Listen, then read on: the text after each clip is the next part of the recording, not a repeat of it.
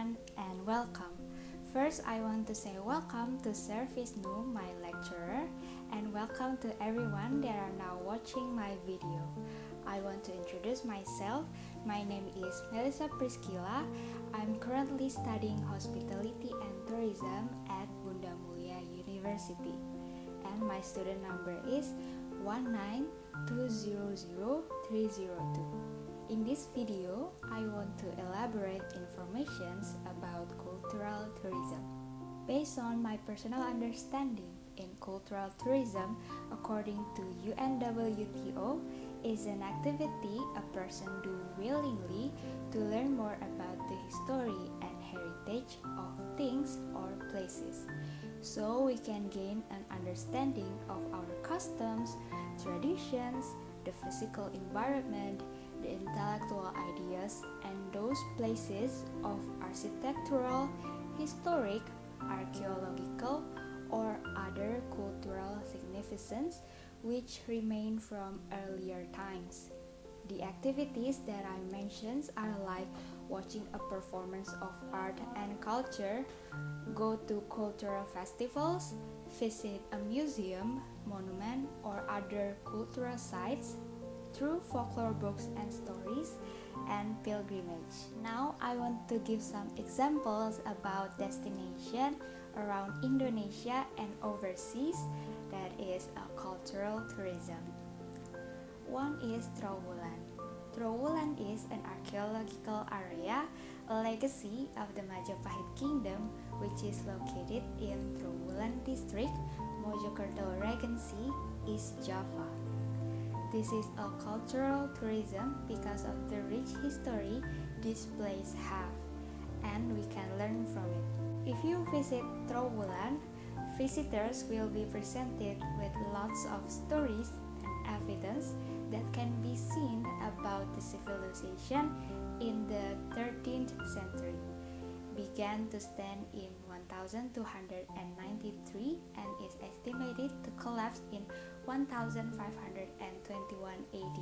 One resources, Nuhardi Rangkuti, said that the area which is believed to be the center of the Majapahit Kingdom has found at least 32 canals, and also there is one pond which has an area of approximately 6.5 hectares, 2 gates, the Bajang Ratu Gate and the Ringin Lawang Gate. There are also ancient settlements and pavilions, Brahu temples, Rat Temple, and Gentong Temple. History records that the Trowulan site is the only ancient heritage site that has the shape of a city from the classical ancient kingdom era of the archipelago from the 5th to 15th centuries AD. Number 2, watch the spectacular traditional performance at Uluwatu, Kecak, and Fire Dance in Bali. This is another cultural tourism worth to visit because we can see the beautiful culture of Bali through Kecak dance and see a beautiful view in Uluwatu Temple. Listen to its alluring chak chak chak chants as the men begin to perform. It boasts the epic tale of Prince Ramayana and his wife Sinta. This dance is said to originate from a Balinese ancient ritual called Sanghyang, aimed as a form of exorcism or to repel evil spirits, where dancers fall into a trance. As you view this mesmerizing stage act, be sure to catch the view of the sunset in the background. It is a magical destination fit for any cultural seeker. 3. Wairebo Village in Flores, located at an altitude of 1,200 meters above sea level, is like a paradise above the clouds. It takes some effort to get there, but what you get when you get to the location is worth the journey. The natural scenery in the form of mountains, combined with 7 traditional cone-shaped houses, will give a distinct impression for every visitor who has come to Wairebo village. The houses, called Ambaruniam, are tall and completely covered in lontar thatch. Wairebo village is located in the southwest of the city of Ruteng, Manggarai Regency, East Nusa Tenggara.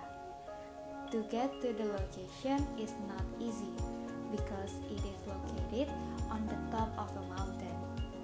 The village and its small population of around 1,200 inhabitants welcome you to their simple way of life. Immerse in their traditions as you talk to the locals. Then get a chance to experience their ceremonies or rituals. One popular ritual you can try to catch here is the sacred ritual of Penti. It is a Thanksgiving ritual to celebrate the past year's harvest and prayers for a new agricultural year. Next, St. Peter Basilica. This place is perfect for seeing a marvelous Renaissance culture through the architecture and as a pilgrimage visiting the tomb of St. Peter. St. Peter's Basilica is located in Vatican City and it is the universal headquarters of the Catholic Church as well as the Pope residence. St. Peter's Basilica is not only among the most renowned work of Renaissance architecture, but it is also one of the largest churches in the world. Built over a period of about 120 years, this imposing structure was designed by several prominent Renaissance architects, including Michelangelo and Bernini. Traditions and strong historical events hold that the tomb of Saint Peter, one of Jesus' 12 disciples, is located directly below the altar of the church. Because of its location in the Vatican, the Pope presides at a number of services held here throughout the year, frequently drawing audiences of up to 80,000 people. And last but not least, Colosseum. This amphitheater holds a long history and rich Roman culture in it. Considered one of the greatest works of Roman architecture and engineering, Colosseum is the largest amphitheater in the world. This world-famous Roman landmark is one of the city's most visited attractions. Built of concrete and stone, the elliptical amphitheater was originally capable of seating some 50,000 to 80,000 spectators who came to watch gladiatorial contests and public spectacles including animal hunts, execution, reenactments of famous battles, and dramas based on Roman mythology and briefly mock sea battles. Now I want to elaborate more about the importance of cultural tourism. First, has a positive economic and social impact. I think this is obvious because this can attract tourists from other countries to come and visit. The more they come, the more profits for the country and the city. This can also increase a social impact, for example, Borobudur Temple. This cultural site attracts many tourists, so it gives more profits and also open more jobs to the local citizens, like batik store around Borobudur, traditional food stalls, and villas that help local people gain profits. Second and third are establishes and reinforces identity of a destination and helps build image. This is an essential element in perceiving and enhancing national and local pride and spirit. Culture and heritage features are essential in building a country's image too.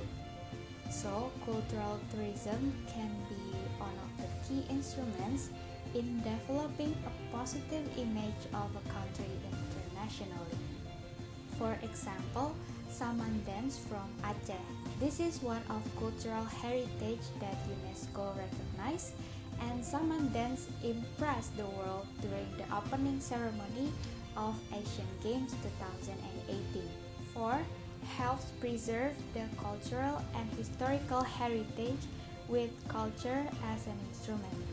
Tourism makes an important contribution to cultures and historical heritage by providing means for keeping the traditions alive and finance the protections of heritage, as well as increase visitors' appreciation of that heritage.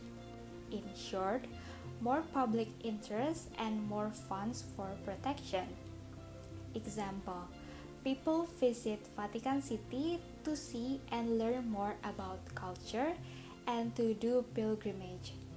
Many people come every year to visit Vatican, so this helps preserve the culture and historical heritage from all the funds through tourists that come in. Last, to support cultures. I think this is obvious. Cultural tourism is also a way to support the culture. We support the culture to be known, to be respected, and to be inspired other people around the world. Now I want to give my opinions about some types of cultural tourists. 1. Those with high education, understand and willing to learn cultures. I agree, because usually if we do not willing to learn about it, we find cultural tourism a little bit boring. And many cultural sites are mentioned in high school or college, so people in high education who usually started to get interested in cultural tourism. 2. The baby boomers born between 1944 to 1964, or now aged between 55 to 75 years old. I don't agree, because now many young people interested in cultural tourism, including myself. I enjoy cultural tourism and I really want to learn more about the culture and history of every country that I visit in the future. 3. Have good and steady positions, managerial or professional. I don't agree, because learning culture can be for everyone. And today, not only professionals that interested in cultural tourism, now college students also interested in cultural tourism. Last, big spender in the cultural destination visited. I don't agree, because not every cultural sites need a lot of money to spend. If we visit local cultural site, we can manage a budget-friendly trip. So this is the end of my presentation. I hope all of this information can be useful, and sorry if I say something wrong. Thank you and have a good day.